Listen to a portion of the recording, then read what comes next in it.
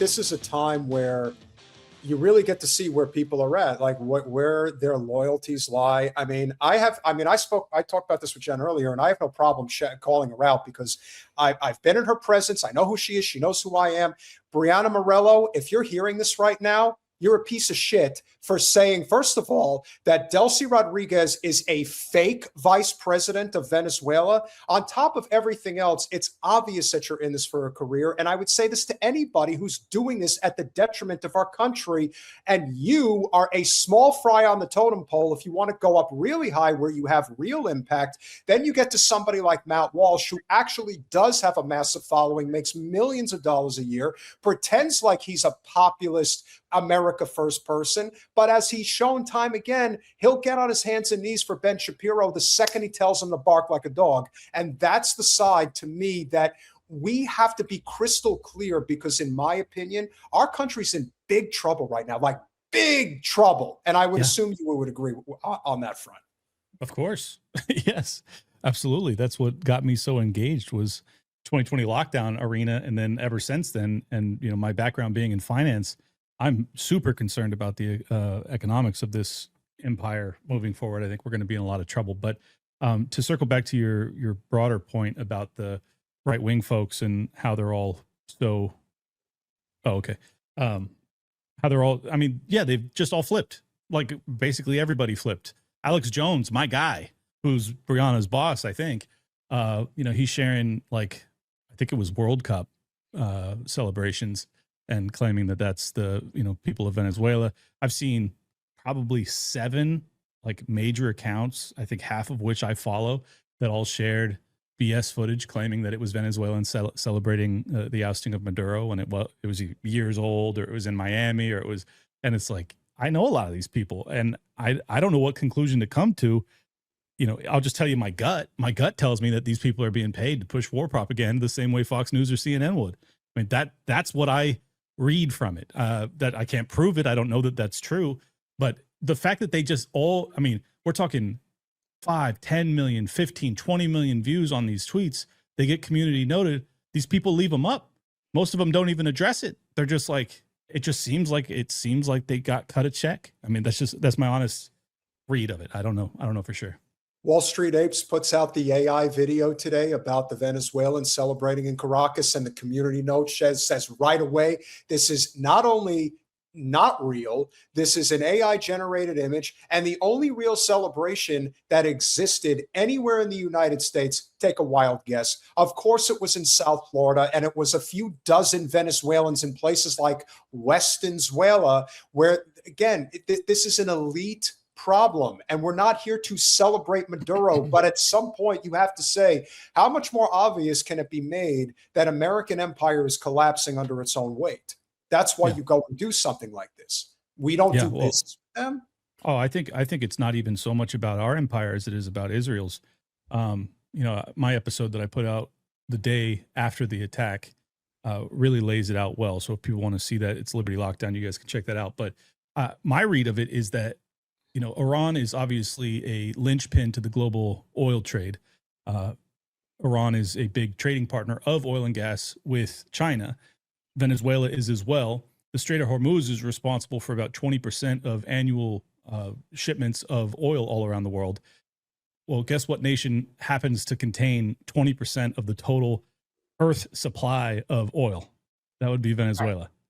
And so as soon as I saw that, because I was just researching this, I was trying to like connect some dots, see what we're doing here, because simultaneously we have reports coming out of Iran. There was a leaked memo from the Iranian banking section or sector where they said, like, it sounds as if they're preparing for an invasion. Like they think that they're about to be invaded, or they're about to have a EMP strike, their power grid go down, something, because they're putting out a memo to the bank saying, look, whatever happens, keep the money going out the door.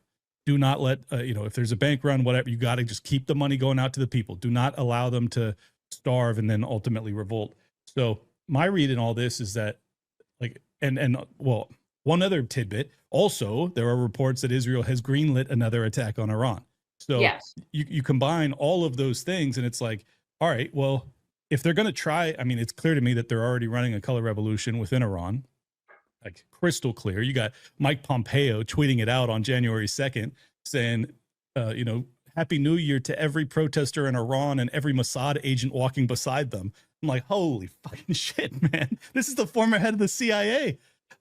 So my read is that I think that's the whole game. You had Netanyahu in Mar-a-Lago with Trump, chatting him up on New Year's Eve. And then a couple days later, you got the color revolution sparking off in Iran. And then you got the strike on Maduro all in the same week. I don't think it's coincidental personally. That's my read of things. I could be proven wrong. I hope I'll be proven wrong, but I tend to think that that's what we're witnessing. And I not to point out a whole other side issue, but the one thing we're not talking about is the Epstein situation. Sure.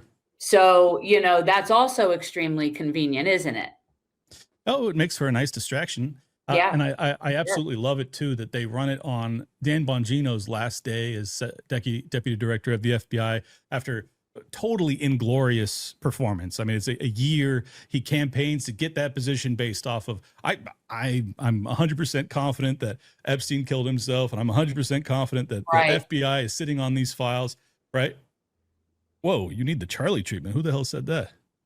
You know who says it? To people that now notice that we actually have a channel that actually has some pull. Okay, great. Hey, you know what? We've had the cops Wait, call. what was that? What did it say? That's that a dark thing our to say. channel needs the Charlie treatment. Okay. Hey, listen, you know what? If you feel that threatened by a channel of this Where was size, that? okay. I just caught my eye. I saw that because he put it in bold letters. I'm like, okay. Yeah, Hey, this is how it is. Hey, this is dark. But that also goes to show you how weak their position truly is. On the other hand, the Zios are so brazen at this point with their activity that I'm guessing you probably heard about this, but on New Year's, it wasn't even leaked footage. The IOF, as Jen likes to say, not the IDF, but the IOF, it's an offensive military force. They decided to film themselves at midnight on New Year's shooting into Gazan civilian homes. And this is what was caught on film.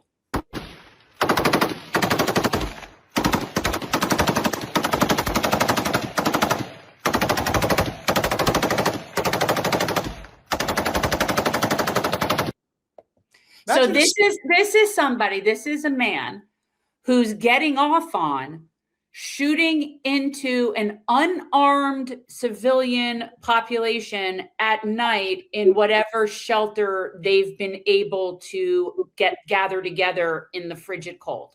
Well, and during a ceasefire, I might add. Well, nobody cares about that. But the fact that somebody thinks that, like, this is a very small person. This is a very weak and small man. And unfortunately, Zio hell is filled with these people. Well, that's the point I'd like to make about what I've witnessed with the psychology of the right wingers that are really suddenly, pro-war. Really what I've taken from it is that, Matt Walsh, Shapiro, even Fuentes to a certain extent, there's just such a dearth of like testosterone and genuine, like strong masculinity that I honestly think that this is how that they project to their audience that they're badasses, that they're tough, that they're, like strong.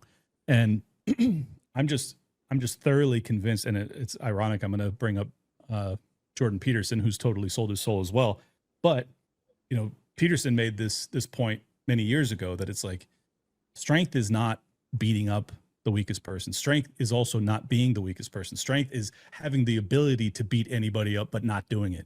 Like that's the actual strength that men ought to aspire to.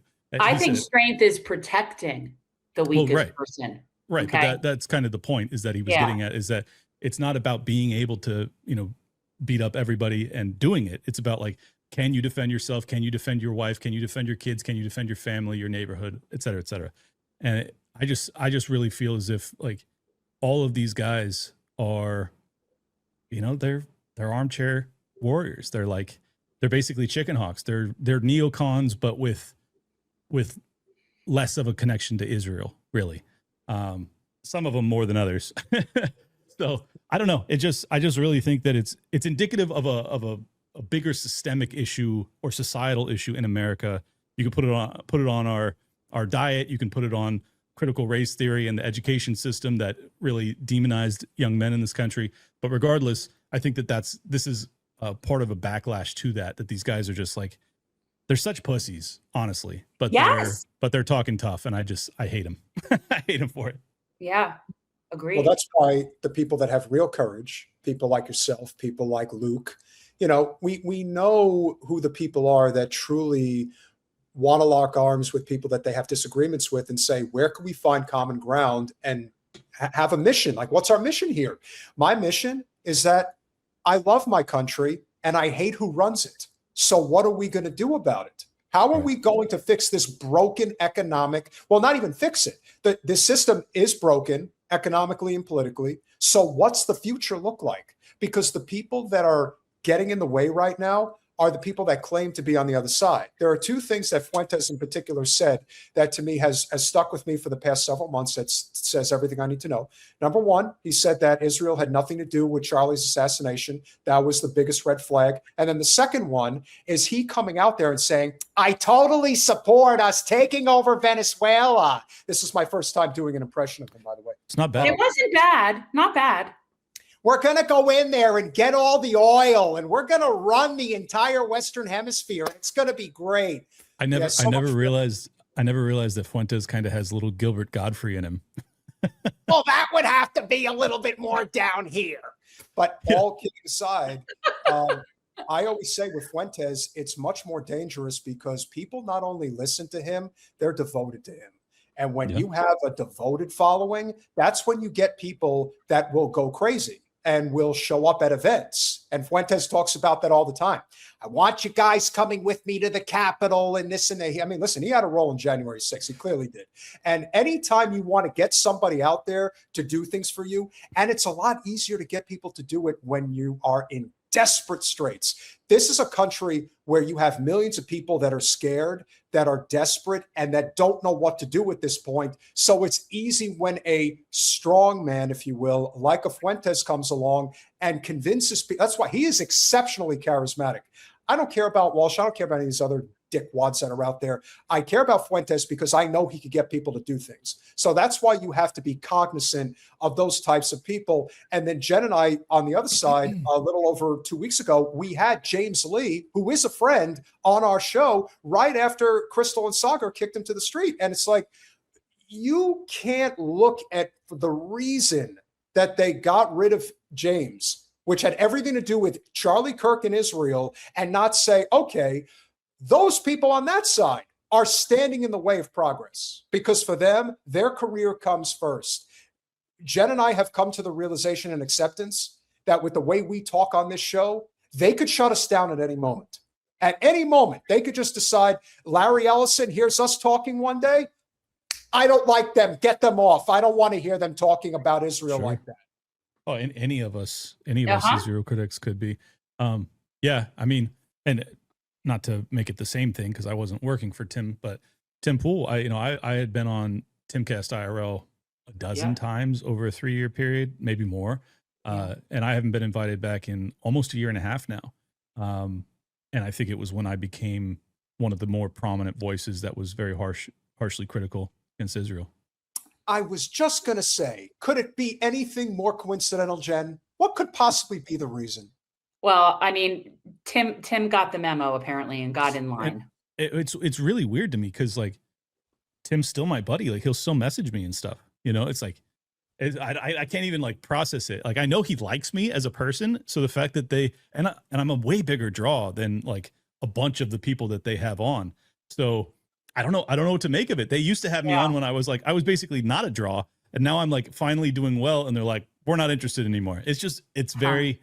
It's hard to dissect any other way, So whatever. I don't care. I don't even care. Like I don't want to do it. I'm just saying the timing is interesting. That's all. Yes. Yeah. Well, the same was true. What we brought up that I brought up on Saturday with Anthony Aguilar, who's a friend, and it was just painfully obvious that if you look at any one particular difference between Maduro and Machado, you have Maduro right out of the gate saying that Israel's committing a genocide in Gaza. It like less than a month after it started. Yeah.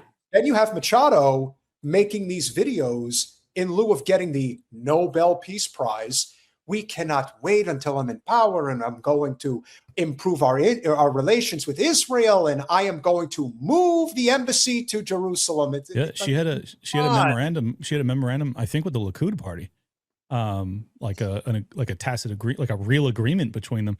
I mean, it just, anybody looks at that and they're like, what? Israel, this little tiny shoebox country, has a relationship with the Venezuela, like the opposition leader, or kind of an opposition leader within Venezuela. It's just, I don't know how anybody looks at that. And then you see, Trump, who's obviously completely in the bag for them, for Israel. And then they do this, and then, oh, by the way, Laura Loomer comes out and she writes this big piece basically saying everything I'm saying, that this is on behalf of Israel.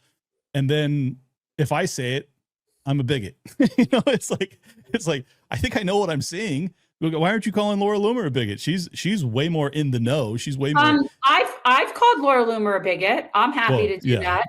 I'm happy to call that bitch out. That bitch is a whole other story to me. Well, that's a different type of bigot, though. She's very bigoted towards Muslim people, but I'm saying I get called a bigot just because I'm basically saying what she's saying when it comes to the actual justification or the actual reasoning behind the toppling of Maduro. So I don't know, man. It's very disappointing. I mean, but I do have to remind myself that in the immediate aftermath of any military action from the United States, the people, broadly speaking, are always immediately behind it.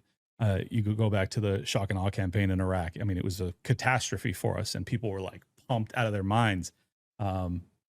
Even when Trump dropped the Moab in his first term, and that was the first time he got any positive coverage from the corporate news. Like, this is what our system actually runs on. And the American people in the early hours after the bombs drop are always like, we're number one. And then reality slowly seeps in. So I think the difference between you guys, me, the broader libertarian, broader non-interventionist movement, is that we just have a longer memory. Like, we actually understand that these things end up being catastrophes. Even if you are tricked into believing that they're going to be to your benefit in the early hours after an attack, history says that you're going to be very disappointed if you expect to have, 75-cent gas or whatever nonsense these people are pushing. It's just not going to happen. No, in fact, it's going to go very badly for us. It's going to go very badly for us. There's going to be a lot of dead people. Depending on how many of our people are on the ground there's going to be potentially a lot of dead Americans coming home in body bags, that it's not going to go well. Now, for the most part, I think there was a stand down order. You did? I think there was a stand down order. I do. I don't think, I mean, I'm just reading the tea leaves, obviously, but. Well, yeah, they've got their second in command now, and they seem to be have the military on board, which means that exactly. So there was something. Yeah. They made a deal. It's almost has to be, because if you saw our Chinooks were running so low over the landmass, and there was no like days long bombing campaign to take out anti-air defenses, and there was no fire back. I mean, there wasn't even AK fire going towards our Chinooks. I'm sorry, but like, really? I know Venezuela is not the most advanced military in the world, but we're riding low and just dropping whatever we want without any fear of reprisal in the very initial hours of a military strike. It's just, that's not what you see. That's not what you saw. So it's an arrangement. It looks like almost an arrangement was made. No, that's exactly what I'm saying. Yeah, I think that Trump specifically made a deal with the vice president, whatever her name is, Delcy Rodriguez. Thank you. And this is also an interesting conundrum for Machado, because you had the Donald come out earlier and say, I don't think Machado's up to the task. And then the next thing you know, Venezuela formally announces that Delcy Rodriguez is the interim president. The vice president is now the interim president of Venezuela. But I also think that's reflective in the fact that the Venezuelans are not going to take this lying down. And if this is a situation where it becomes a seriously detrimental escalatory situation, I don't see how the Venezuelan people are not going to fight. I think that there's going to be militias popping up all over the place. They know the score. They know that this is about their natural resources. And at the end of the day, it's theirs. Either you believe in sovereignty of nations or you don't. What do you believe in at this point? We're just becoming, when everybody looks around and says, why isn't China doing anything? Why is Russia not? Why would they have to? We're doing it to ourselves. We are facilitating the inevitable collapse of this country. And that's what's going to happen when the petrodollar is no longer a thing, when the U.S. currency no longer holds value. And I know this is a big issue for you in particular. Yeah, well, and I think that the invasion of Venezuela and the taking of their resources is largely about defending the petrodollar, because there was agreements, or there was negotiations. I don't know if it was finalized, to sell Venezuelan oil to China in either the yuan or the Venezuelan currency. So if you understand what actually underpins or undergirds the US dollar, then you recognize that, if more and more of the oil trade starts to be done in currencies other than the US dollar, well, then the US dollar becomes less and less utilized abroad, which means that it comes flooding home domestically, which creates an inflationary spiral. So I think that could be a big chunk of this, but I still think that the underlying reasoning for this was a move against Iran. I mean, that's my read of it. I think it's defending the dollar. It's also, a slap, punch in the face against China, and then preparation for Iran. Do you believe that there is a big enough movement brewing in this country right now that could somehow dismantle this relationship that we have with Israel? Do you feel that there is enough momentum where this is becoming a thing, where the average person does not want us involved with Israel anymore? I mean, it's a significant movement, but if you're talking electoral politics, no, we don't have 51% of the electorate. No. I think it's probably 20, are real serious about this at this point, where, we might even consider crossing the political aisle if it was just an honest to God independent person that wasn't in lockstep with Israeli needs. But that's still nowhere near enough. So we're getting close, but not quite. I'll tell you what'll get us there: a war against Iran. I think that's when you'll actually see us hit the tipping point. And also, I think that's the reason that Israel is moving on Iran right now, is because not just public support globally, but specifically in America, is declining so rapidly that they're like, we got to go. We got to go now. Because 10 years from now, you're not going to have the American politicians in your pocket the way that you do right now. That's 10 years from now, American empire will no longer be the world's hegemon, and the Zionist state will cease to exist. And so it won't really matter one way or the other.